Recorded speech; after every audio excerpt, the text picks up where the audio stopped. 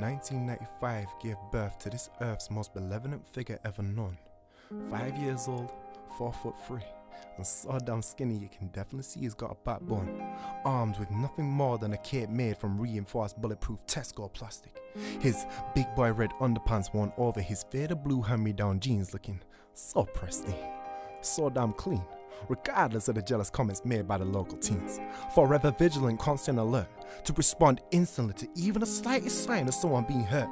Gliding through British airspace, patrolling for damsels in distress, seeking only to restore justice, never motivated to impress, using his self-taught kung fu and jiu-jitsu to kick and slap some respect into these local fool-boy youths. But it rarely went down that way. In fact, usually he gets ass handed to him, but he never give up, always stand up, wipe the blood from his lip and get on with his shit. In fact, with each and every defeat, he became more motivated to help those that had fallen back onto their feet. A real idealist, though he considered himself simply a realist, consumed by the thought that if he fought hard enough and never gave up, he could change the world and make it a safe place for all boys and girls.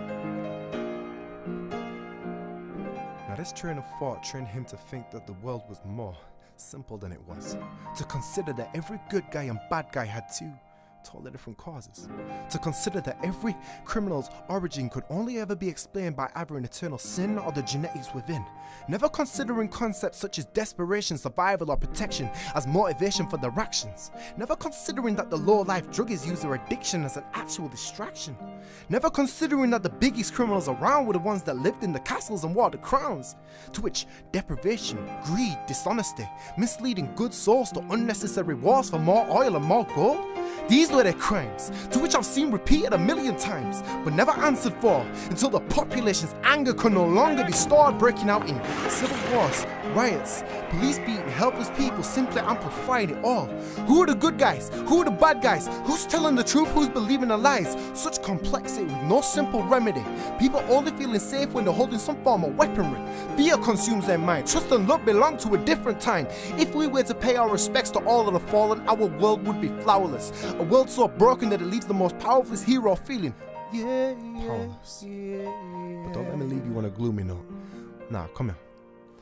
Let me leave you with a more thought-provoking quote. Within our souls we still have that superhero. Don't believe the lie that the change we can make is absolute zero.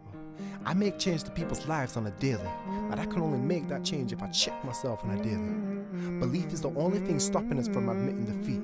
Belief in yourself, belief in each other. For our strongest superpower is supporting each other.